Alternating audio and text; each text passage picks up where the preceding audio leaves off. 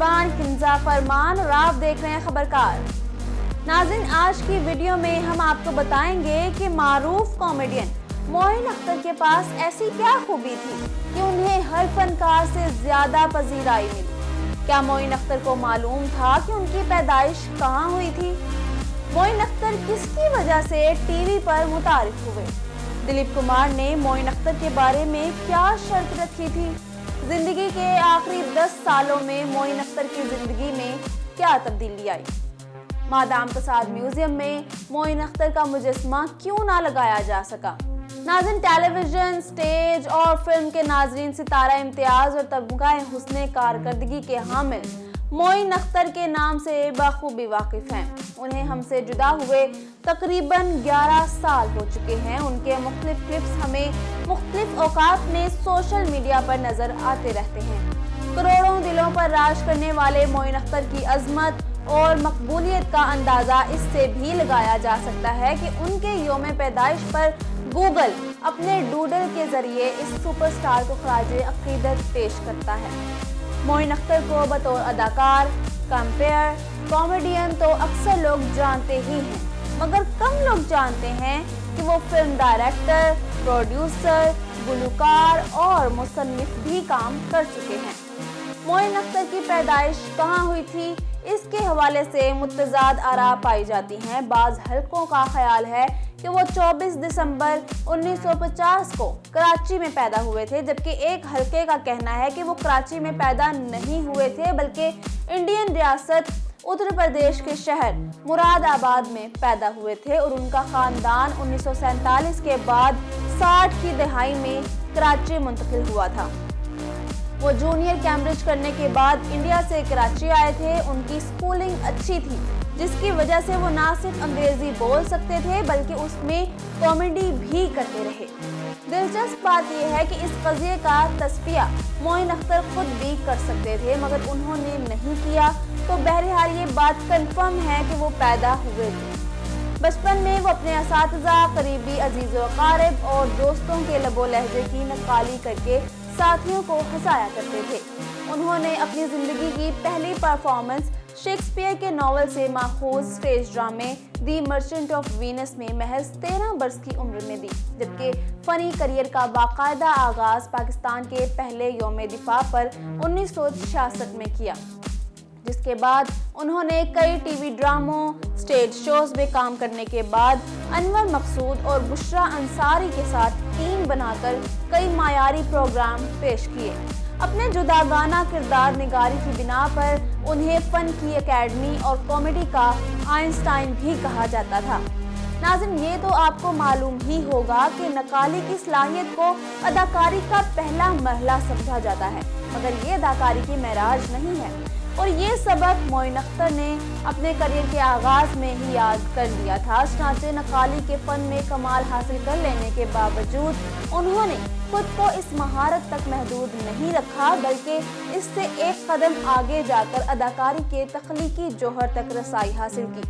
وہ جس مہارت اور روانی سے اردو زبان میں ڈائلاگ بولتے تھے، اسی روانی سے انہوں نے انگریزی، سندھی، پنجابی، میمنی، پشتو، گجراتی اور بنگالی کے علاوہ کئی دیگر زبانوں میں بھی ڈائلاگز بولے ہیں۔ پاکستان میں یہ صلاحیت بہت کم فنکاروں کو ملی ہے اور ان کے مقبول عام ہونے کی سب سے بڑی وجہ یہی تھی۔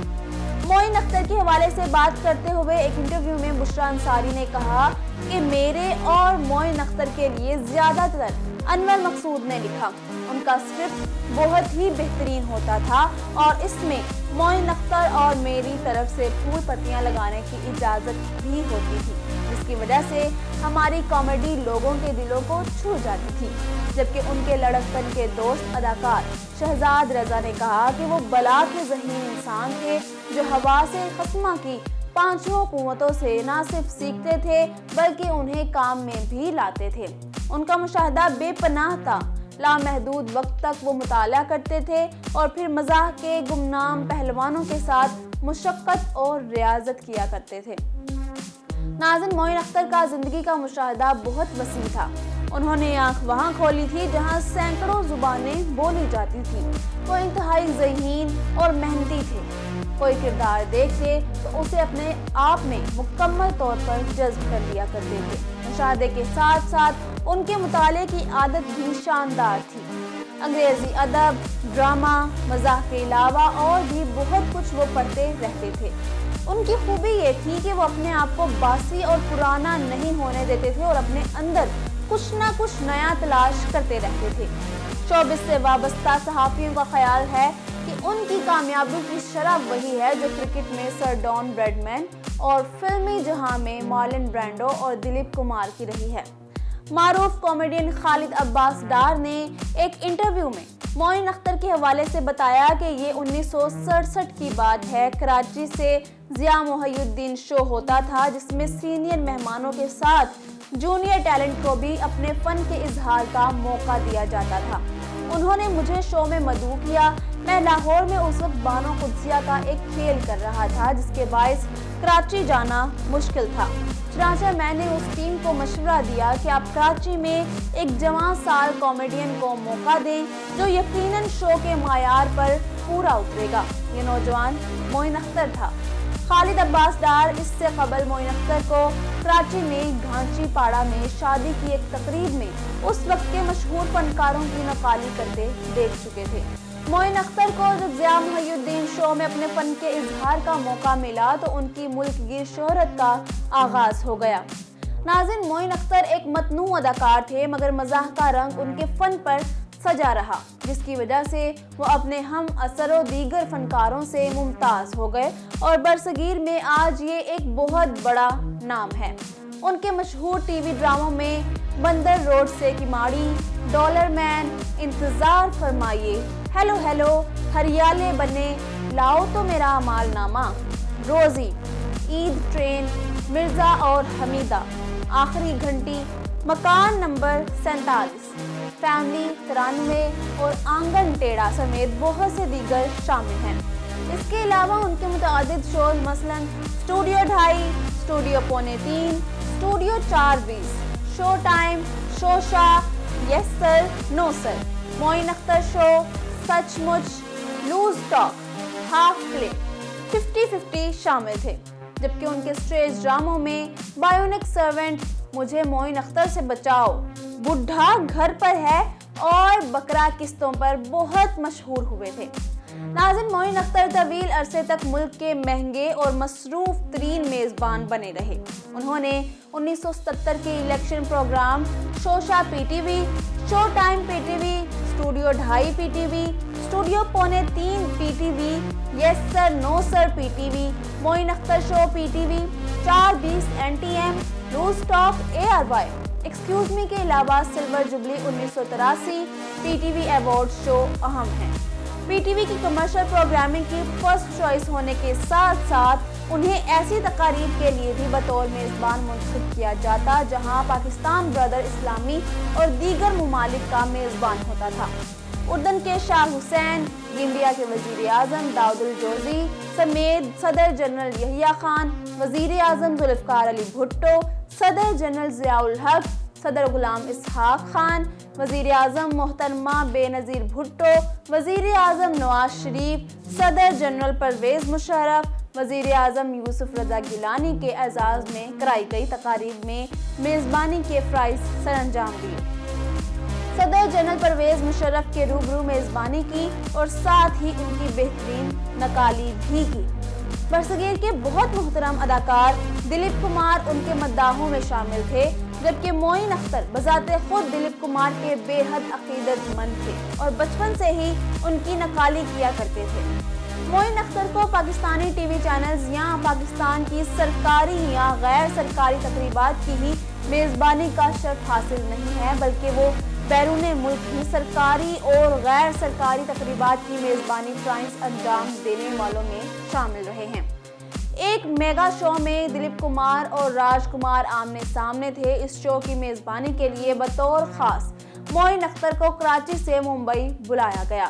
معین اختر کا نام دلیپ کمار نے تجویز کیا تھا اور راج کمار نے بھی اپنا ووٹ دیا تھا۔ جس تقریب میں مہمان خصوصی دلیپ کمار کو بلایا جاتا تو ان کی یہ شرط ہوتی کہ میزبان معین اختر ہوں گے۔ नाज़रीन, दिलीप कुमार का मोइन अख्तर का मदाह होना उनके लिए किसी अवार्ड से कम नहीं था। दिलीप कुमार का ताल्लुक इंडियन फिल्म इंडस्ट्री की दूसरी जनरेशन से था। इनके बाद में आने वाले भी बहुत से बॉलीवुड स्टार्स मोइन अख्तर के फैन रहे हैं। शाहरुख खान, सलमान खान और आमिर खान अपने मुख्तलिफ इंटरव्यूज में मोइन अख्तर को अपना फेवरेट करार दे चुके हैं। हत्ता कि एक तवील अरसे से इंडिया के एक निजी टीवी चैनल से चलने वाला बहुत मकबूल शो कपिल शर्मा शो दरअसल मोइन अख्तर का डिजाइन करदा ही है। मोइन अख्तर इस फॉर्मेट के बानियों में शामिल रहे जिसे बादशाह उमर शरीफ ने बामे अरूज बख्शा। कपिल शर्मा ने एक शो के दौरान ये एतराफ़ किया था कि उन्होंने मोइन अख्तर के कई स्टेज ड्रामे और शोज इतने गौर से देखे कि उन्हें ये भी याद है कि वो कहाँ बात करते थे और कहाँ सांस लेते थे। उनका टेलीफोन पर मोइन भाई से राब्ता रहता था। वो हमारे उस्तादों में से थे। मैंने अपनी ज़िंदगी में उनसे बहुत कुछ सीखा है। जब कभी भी उनसे मुलाकात होती तो मैं उनके कदमों में बैठता था। वो उठाकर गले लगा लेते थे और मेरे काम की हौसला अफजाई करते थे। अनवर मकसूद के साथ मिलकर उन्होंने जो काम किया है वो तो म्यूजियम में रखने के लायक है। बॉलीवुड के मारूफ कॉमेडियन जॉनी लीवर का कहना है कि वो पाकिस्तान को महज इसलिए सैल्यूट करते हैं कि ये मोइन अख्तर जैसे कॉमेडियंस का बेस है। मारूफ अदाकारा बुशरा अंसारी, जिन्हें मोइन अख्तर के साथ कई सीरियल्स और ड्रामों में काम करने का मौका मिला, का कहना है कि एक मर्तबा मोइन के वालिद और वालिदा से मुलाकात हुई।